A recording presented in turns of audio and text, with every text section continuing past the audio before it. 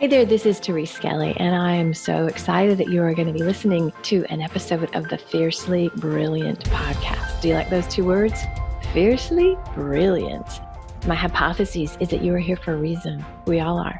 Our souls have led us on journeys that have very often taken some twists and turns, and sometimes it's not pretty. Sometimes there's struggle and there's loss and there's challenge, and in the middle of that, there's always a way out. And it's those times that often lead us into our great life and work. So you're going to hear stories in these episodes of myself and other beautiful people that share the journey. They share how they got to the place where they're standing, working in their brilliance, and being the powerful leaders that they are. So stay tuned and enjoy this episode. Hey, this is Therese, and I'm so excited that you are joining us for the Fiercely Brilliant podcast. Woohoo! Do you like that title? So I just thought I would tell you a little bit about the origins, like how this came to be, right? Because you don't hear the word fiercely and brilliant together very often, right? But I think it's really important that we start changing how particularly women get to show up in the world. And so this has been a journey for me. And so I just want to tell you the origins of it so you understand kind of who I am and what the vibe is around here, right? So you probably have, if you follow me at all, I used to be a psychotherapist, then moved to business coaching. And now I have sort of blended the two. I work with business women, business leaders, to work on their inner game. So help them I clear all their blocks, and then I help them step into their fierce brilliance, like to really be the leaders they're supposed to be, to have the impact and the influence. And I'm like a ninja at breaking down those blocks and discovering like crazy, amazing, like superpowers where they're held back. And then we take that and then we move them into living their life really on purpose and like just being that powerful, fiercely here person they're supposed to be in the business world. Okay, here's the deal though. I didn't always used to be that way. Didn't always used to have my own sense of being fiercely here. Truthfully, I mean, think about why do people become therapists? We're generally wounded. We're generally healers because, well, we're kind of messed up and we're trying to fix everybody else, right? And so about 4 years ago, I had this crazy slew of losses. My mom died suddenly. She was super healthy, had a stroke, boom, just dropped dead. 2 weeks later, my father-in-law, we knew he was dying, but 2 weeks later, he died. The relationship I was in for a couple of years, I ended that, ended another relationship with a very close family member because of some toxic stuff going on there. Another relationship just weirdly ended, and then one of my children got super sick. That was all within like a 4-month period, and it literally was this tsunami of like, holy hell, right? I've just never been through so much. And so I kind of started emerging. I started getting a little bit better, and then like over a year later, my beloved ex-husband died suddenly. And he was my boy's dad. He was my absolute best friend. Just didn't wake up of a heart attack. That like had just started rebuilding, and then boom. And I don't know if you've ever had the experience of if you have kids, like carrying the grief for them. I didn't try, but when you're an empath and when your kids' lives have been shattered, it's just like, so what happened is a couple things. First of all, I had to slow down everything in my business. I didn't do a lot of marketing. I just had to tend to what I had to attend to, right? Because that's all the energy I had. But then on the other side, as I started to kind of get stronger, I had this incident that happened, right? And it actually was a family member.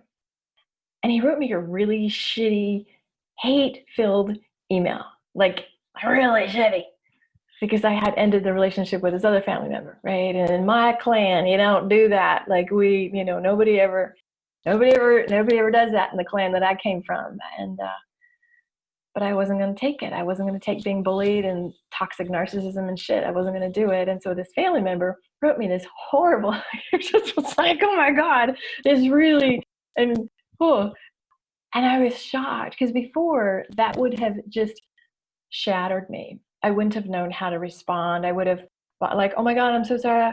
And I just was like, how dare you? Like, you know what? I didn't tell him to go fuck himself, but I guess nicely I did.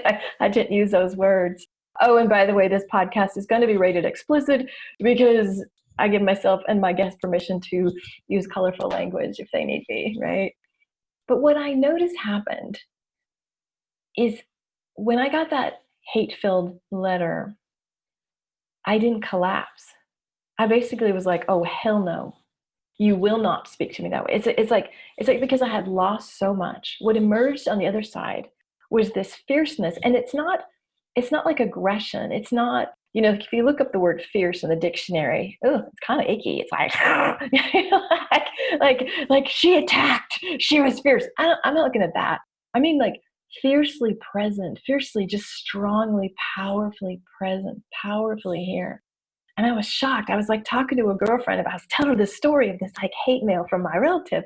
And I go, Nancy, it's so weird. Like after all this loss, I'm like fiercely here. And we both went, oh, that's a thing. That is pretty cool. Right. So I wrote a manifesto, right? Because what I realized is, especially women, now this isn't just for women, men can be a part of this and listen and watch, but I work a lot predominantly with women.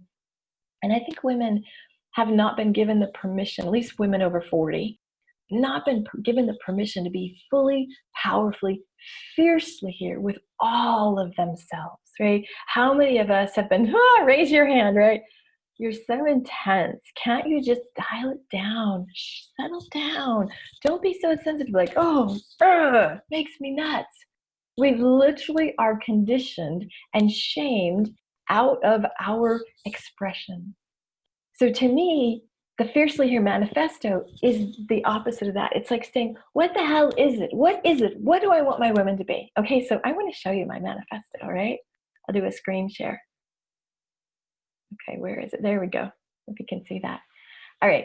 Being fiercely here is defined as an intense state of focus, passion, and clarity. Again, it's not being a bitch. It's not being aggressive and angry. It's just like you're intensely focused, you're passionate, and you are clear. When that relative sent me that hate letter, I was like, no, no, no, no. I will not accept this, right? Being fiercely here means that I source my wisdom from within. Okay, that's a huge one. Do you ever have the sense of like, how do I know what I know? Do I know what I know? Is it okay that I know what I know, right? Because often we're told what we should think. We're told what we believe. We're told what we believe is freaking wrong. Where'd you get that information? Why do you think that? Because I do, right? Knowing exactly what actions to take and when.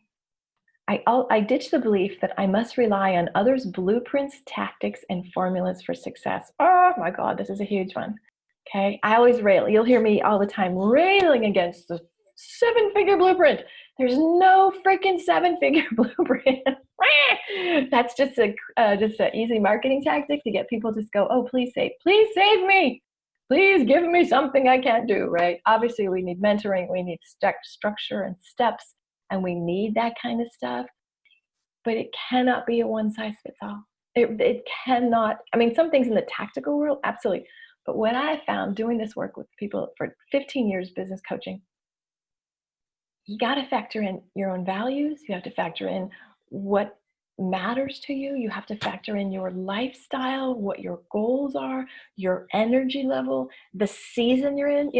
When I was in the season of all those deaths, I just barely worked, right? Income went down. Things were quiet because I was healing myself and my boys. So looking for something outside of you does not make you fiercely here, right? It makes you sometimes a victim, and it makes you sometimes a failure because you can't pull it off, right? Next piece is I absolutely trust that I know what I know, and I'm seen, heard, and valued as a wise voice in the world. So ask yourself, when you walk into a room, when you are at a professional meeting, when you're speaking with friends, when you're on the phone with your clients or with your beloved, do you sit and say, I am seen, heard, and valued as a wise voice in the world? If you're not, be following me. Let's be talking, right? That's the stuff I help you get, right? I want you to have the underlying sense. Absolutely. I am seen, heard, and valued as a wise voice in the world. And mostly you start valuing yourself, right? We pull out all the stuff that prevents that. Okay. Being fiercely here means that I honor myself to take all the time and space I need to replenish and rebuild when things need to change. Whew, I tell you, coming from my experience, it was really weird because I'd be like, oh my God, I need some money. I need money. And then I would get quiet and I would hear, no, you need to heal. And I'd say, but I got to get some clients. And I kept hearing, your number one job is to heal. And I was a crazy type A workaholic, just banging shit out kind of girl. And when you have that stuff happen to you, like the only way through is to surrender, literally. And so sometimes we're in the season of great generativity. Sometimes it's like action, go, go, go. Everything's working. It's like spring. Whoa, everybody feels good. Everybody's running around, sun's out. And sometimes it's freaking winter. Sometimes it's just like, I can get out of bed. I got no energy. Or I'm gestating the next thing. I don't know what I'm selling yet, or I'm letting this, I work so much with this. A lot of people that, like, I call it the pivot. Like, you've been here and your soul's like, yeah, that's done. It's time to go over here. And sometimes there's a bunch of emotional roadblocks that you just can't, you just like, because who you got to be over here is a whole different person with whole new sets of skills and confidence and vision and leadership. And sometimes it's like, not quite there yet. Sometimes you might not even know what it is. You just know you don't like this anymore, but it's not yet done over here. So it's a season of, like, imagine if you're pregnant 6 months. You don't expect it to go out. You don't want the baby to go out. You just got to, like, okay, well, it's still cooking, right? The next is, I don't collapse into self-defeating patterns of shame that keep me stuck. I am unstoppable. So you understand your seasons, you understand your energy, what you need. And when you are in a season of lower energy or gestation, you don't compare. You don't, oh, well, look how good she's, oh God, he's killing it over there. God, what's wrong with me? No, what's right with you is that you must learn to listen and tune into your energy. There's nothing more important than learning to let your energy drive you, as opposed to you frying out because you're on adrenal burnout, basically, right? Being fiercely here means embodying my strength. I don't let outside critics or internal limiting beliefs stop me from living my mission. I don't mind ruffling feathers because of what I stand for. How many people, particularly women, like, look, back up here. Were you ever told, like, can't you just be nice? Good girls, just be sweet. Good girls, don't say something if you can't say something nice. Oh, good hell. That has done more harm to the female psyche, right? That censure, that repression. So if you gotta ruffle feathers, ruffle the freaking feathers, right? Like, the world has improved. Look at Rosa Parks. Like, look at what changed in our world when people were willing to take a stand and say, this isn't right. Or I'm taking a stand. Even Mother Teresa, she says, I will never fight against the war, but I will take a stand for peace, right? So the great leaders, the societal change makers are the ones that basically say, I'm going to stand up for that. And if you have to be fiercely here in order to be able to do that, if you have porous boundaries, if you're terrified of what people are going to think of you, you're not going to be able to be the change that you are here to do and be. Okay. Finally, being fiercely here means having the courage to champion myself and those I'm entrusted to guide. I don't wait for permission to take up space and to do what I want and create what I want. I embrace my power. You know, think about this. When you step into a room, do you have the permission to speak your truth? Do you have the permission to own the space? Do you have the permission to show up and be all of who you are? I hope you've enjoyed this manifesto. And I got to tell you, it evolved, right? It used to be the Fiercely Here podcast. And now I turned it into the Fiercely Brilliant podcast. So you'll hear some of my guests that I'm like, hi, it's Therese, and this is a Fiercely Here podcast. And then you're going to hear, this is a Fiercely Brilliant podcast. And here's why. Beyond Fiercely Here is Fiercely Brilliant. It's the next level evolution. But I filmed like a bunch of episodes before I'm like, brilliant. That's brilliant. I must take people to their brilliance. So anyway, that's a goal. And I will be talking a lot more about that in upcoming episodes. So you can expect I'll have awesome guests on, and you can hear stories of their journey.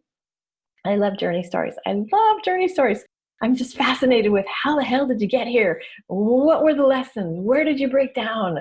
What are your tips? So you'll hear I've got some really cool guests, and I'll come on with my own teaching and my own wisdom. And I hope this inspires you. And so I just wanted to welcome you. So glad you're in the tribe. Peace and blessings. Much love. Hey, this is Therese, and I'm so excited that you were with us today for another episode of the Fiercely Brilliant podcast. You know, if you are inspired to get to that brilliant place, if you heard some wisdom today that made you think, yeah, I need some help in that area, I would encourage you to have a conversation with me. Super simple. You just go to thereseskelly.com/let's connect. It's a no charge, no pressure conversation.